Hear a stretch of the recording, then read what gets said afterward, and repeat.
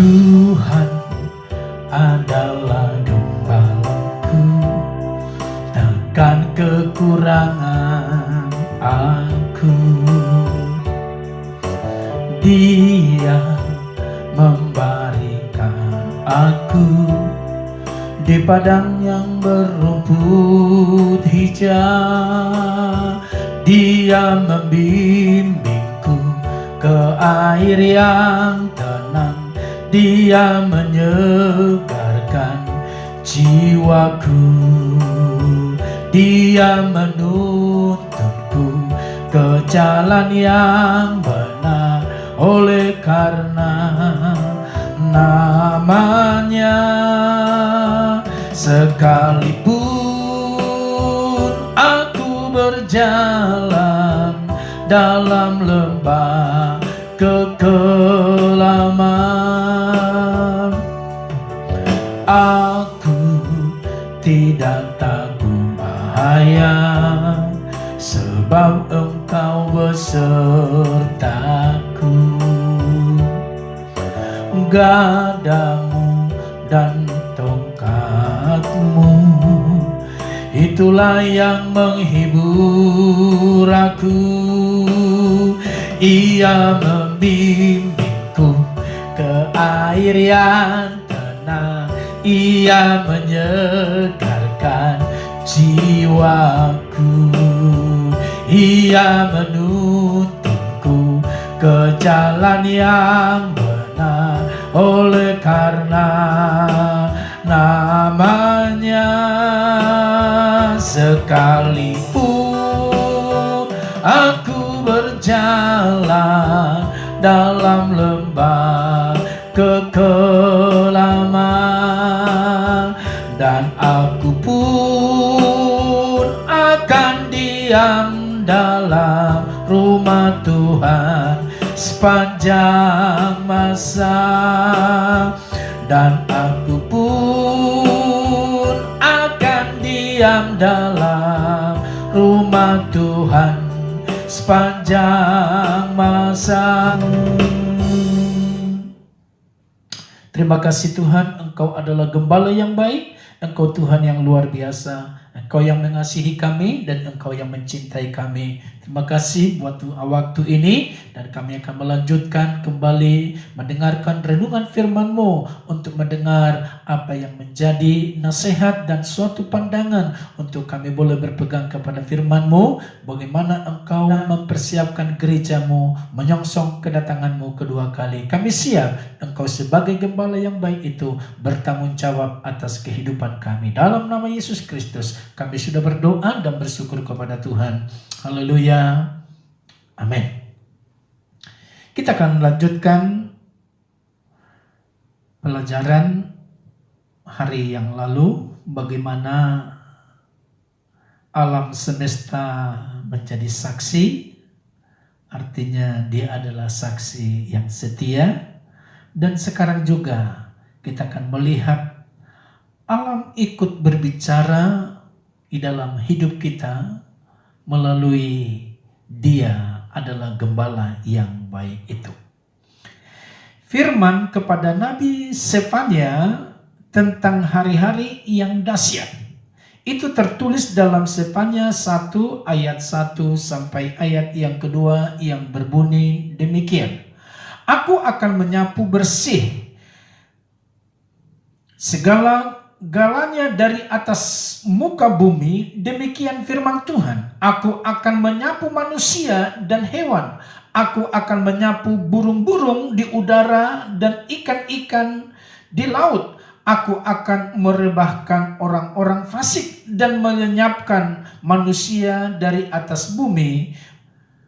Demikianlah firman Tuhan. Saudara-saudaraku yang kekasih di dalam Tuhan, bagaimana tentang kedatangan Tuhan kedua kali, alam pun akan ikut berbicara. Dan itulah yang disampaikan oleh Nabi Sefanya tadi, bagaimana Tuhan datang untuk kedua kalinya. Dia datang bukan lagi seperti waktu dia datang pertama kali, dia lahir di kandang domba, dan dia datang pertama kali sebagai juru selamat, artinya penebus dosa manusia. Tapi untuk kedatangannya kedua kali ini, dia bukan lagi bayi yang kecil, bukan lagi seperti manusia sama seperti saudara dan saya, tapi dia akan datang.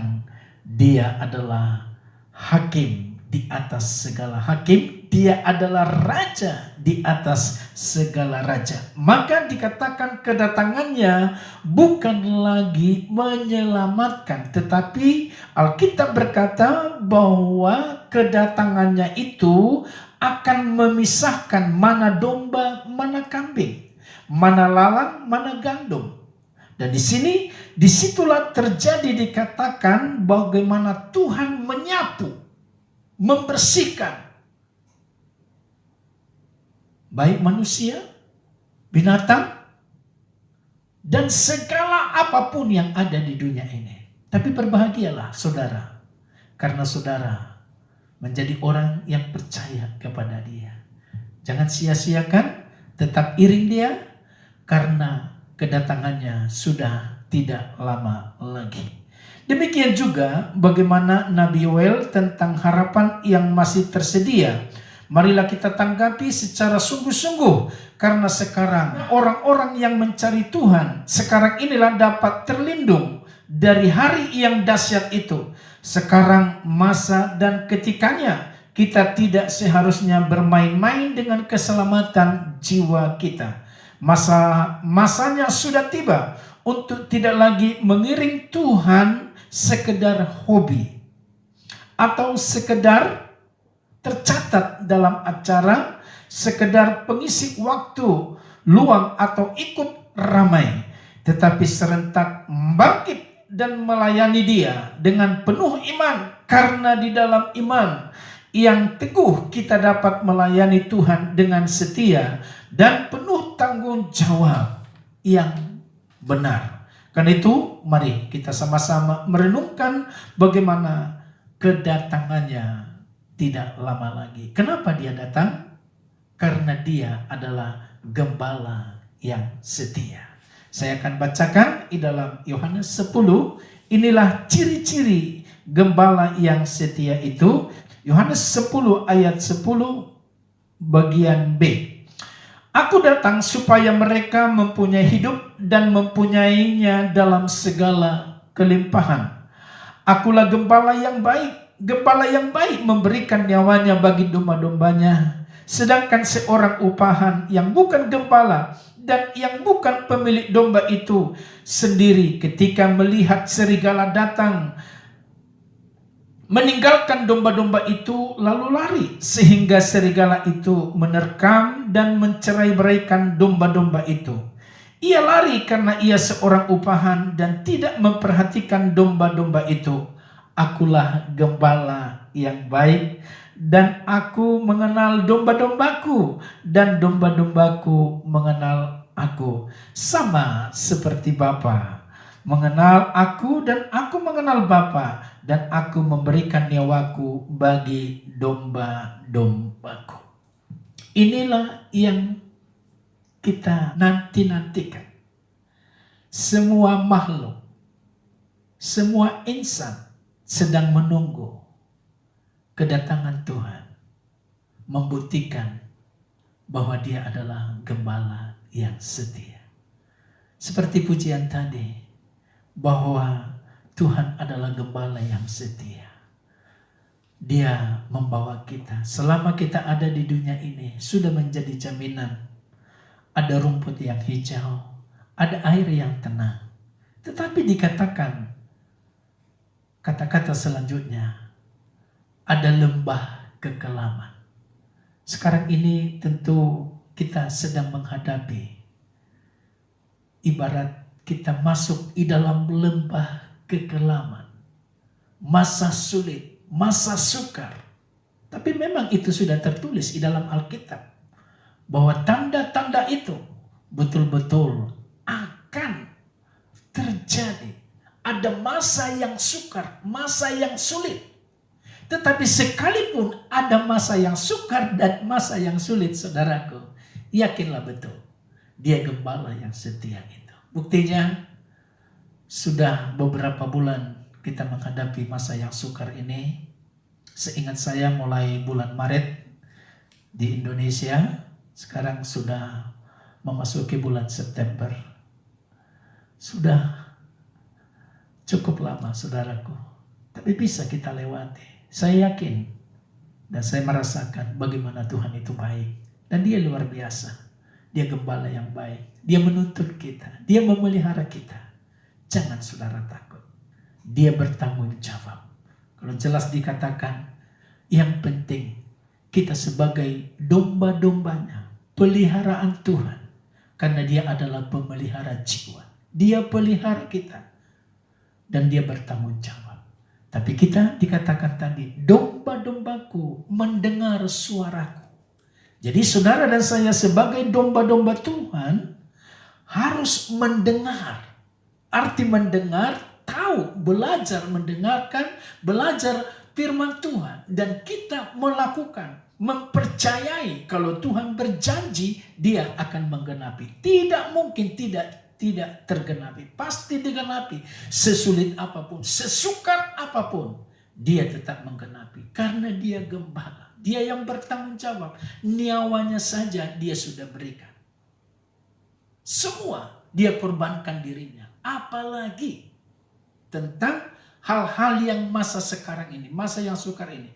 Allah kita, Tuhan kita, Yesus Tuhan, gembala yang agung itu bertanggung jawab akan memelihara kita. Karena itu kita akan melihat bagaimana kita mengenal, dan saya catat di sini saudaraku, bagaimana Tuhan itu memberi nyawanya bagi siapa? Bagi domba-dombanya. Itu yang pertama. Jadi ciri-ciri atau ciri gembala yang baik itu, satu, memberi nyawanya bagi domba-dombanya. Yang kedua, ada gembala upahan.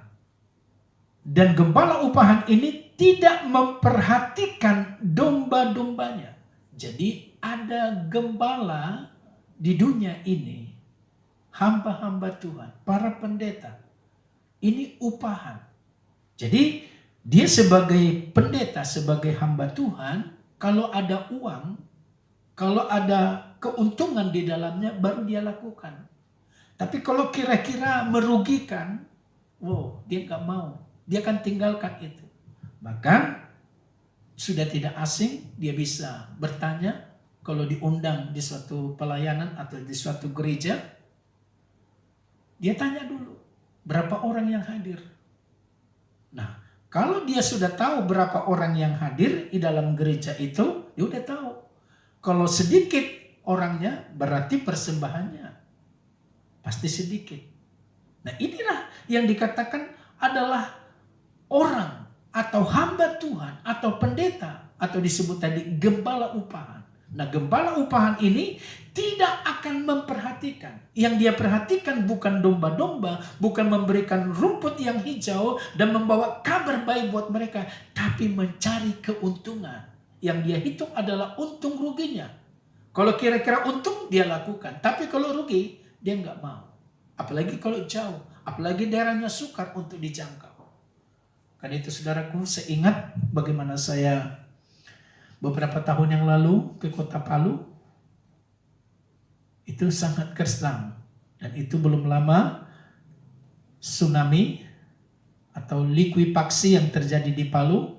Beberapa bulan kemudian saya bersama seorang hamba Tuhan pergi ke sana untuk membawa sumbangan dari saudara-saudara kita yang cinta akan anak-anak Tuhan untuk memberikan sumbangan langsung. Kami berikan, ya.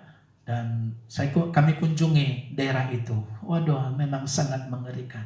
Tapi oleh anugerah Tuhan, kami pergi dengan selamat dan pulang dengan selamat juga karena anugerah daripada Tuhan. Tapi sebagai hamba Tuhan, tetap di dalam diri kita ada perhatian, ada rasa iba, mau menolong apa yang kita bisa tolong. Jadi saudaraku, jangan sampai kita menjadi punya sifat atau karakter soal untung dan rugi. Jadi kita bukan bagian dari gembala upahan ini, ya. Oke, lalu yang ketiga, ciri-ciri gembala yang terbaik adalah gembala mengenal domba-dombanya dan domba-dombanya mengenal suara dari gembala itu. Jadi dia tahu. Domba mengenal suara gembalanya, begitu juga gembala mengenal domba-dombanya. Berarti sangat dekat. Hubungan yang sangat manis, yang sangat intim antara gembala dengan domba-dombanya. Dia tahu, dia memberikan perhatian apapun. Di masa sulit apapun, di masa sukar apapun, dia tahu ini adalah gembala yang baik. Jadi saudaraku, kita harus, ya, sebagai umat Tuhan, kita juga, kalau saudara ingin memberikan atau membantu berbagi kasih, bagilah dengan kasih yang daripada Tuhan datangnya. Yang keempat, ada domba-domba yang bukan dari kandang domba-domba lain. Nah, domba-domba itu dikatakan harus dituntun. Ya, harus dituntun. Lalu dia mendengar suaranya karena mereka akan menjadi satu. Ya, jadi domba-domba yang dari luar.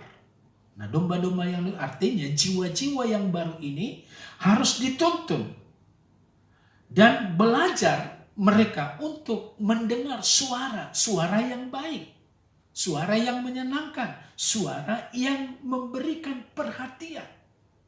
Ada dedikasi yang kita bagikan buat mereka. Supaya apa? Mereka merasa kita ini satu atau kita sama di mata Tuhan. Nah, puji nama Tuhan, dan kita tetap menjadi satu dan satu di dalam penggembalaan dari Sang Gembala itu. Kemudian yang selanjutnya, tidak seorang pun mengambilnya daripadaku. Ini pernyataan dari gembala yang baik tadi. Tidak seorang pun, kalau saudara sudah menjadi domba, sudah menjadi umat yang percaya sungguh-sungguh kepada Tuhan, tidak seorang pun mengambil, ya, tidak seorang pun, karena kita ada di dalam perlindungan, ada di dalam kawanan domba itu. Tuhan bertanggung jawab. Maka dikatakan tadi ada gada dan ada tongkat. Tugasnya apa? Gada itu tugasnya apa? Tongkat itu gunanya untuk apa? Yaitu untuk menghalau semua musuh.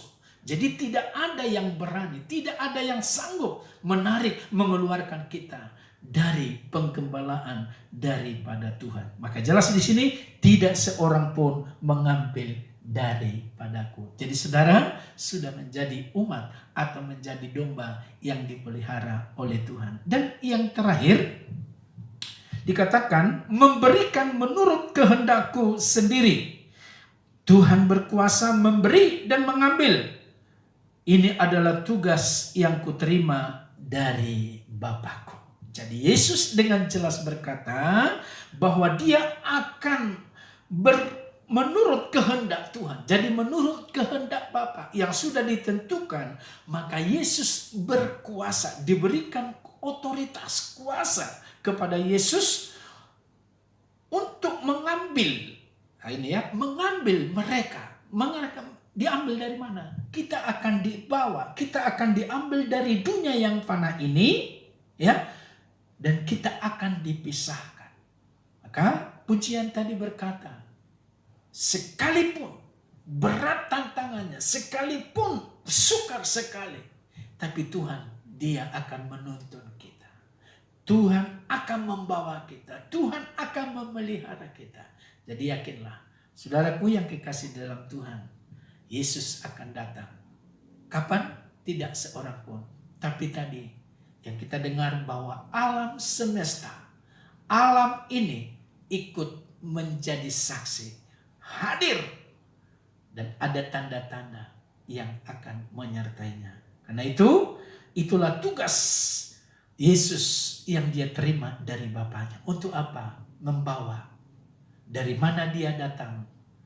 Dia akan membawa kita juga ke sana. Maka dia berkata di dalam Injil Yohanes, di rumah Bapakku ada banyak tempat. Karena itu jangan gelisah hatimu. Di mana aku ada, di situ pun domba-dombaku berada. Maka saudara dan saya akan dibawa, digiring, dan akan masuk di dalam kerajaan yang kekal itu. Karena itu setialah, jangan ragu, jangan bimbang atas penyertaan dan perlindungan daripada Tuhan. Kiranya renungan ini mengingatkan kita bahwa kita akan tergembala, terpelihara dengan baik, dengan kasih dan anugerah daripada Tuhan. Amin. Mari kita berdoa. Bapa surga, terima kasih kepadamu. Pada hari ini kembali kami dengarkan firman-Mu bahwa Engkau akan datang kedua kali. Karena Engkau adalah gembala yang baik itu. Terima kasih Tuhan, Engkau bertanggung jawab. Di masa sulit, di masa sukar sekalipun, Engkau tidak pernah meninggalkan kami. Dan kami tidak tahu berapa lama lagi kami hidup di dalam dunia ini. Tapi yang satu hal yang kami tahu, selama kami hidup di dunia ini, ada pertolongan, ada kuasa, ada tanda-tanda yang menyertai kami. Karena itu hamba-Mu yakin dan percaya dan sekaligus berdoa buat yang mendengarkan firman Tuhan ini. Aku berdoa dalam nama Yesus. Tolonglah Tuhan yang saat ini sedang tawar hati, yang sedang gelisah, yang sedang lemah. Aku percaya ketika mereka mendengarkan firman Tuhan ini, bahwa mereka sungguh-sungguh yakin pertolongan-Mu, tanda-tanda ajaib yang Kau lakukan. Sebab Engkau adalah Yesus yang luar biasa dan gembala yang baik dan saksi yang setia yang akan menolong kami, menuntun kami masuk di dalam rencana-Mu. Terima kasih, hamba-Mu percaya, kuatkan yang lemah, teguhkan yang bimbang, dan ajarlah mereka untuk kami boleh mengerti rencana dan kehendak-Mu. Dalam nama Yesus Kristus kami sudah berdoa dan bersyukur kepadamu. Haleluya. Amin. Puji nama Tuhan. Sampai ketemu kembali.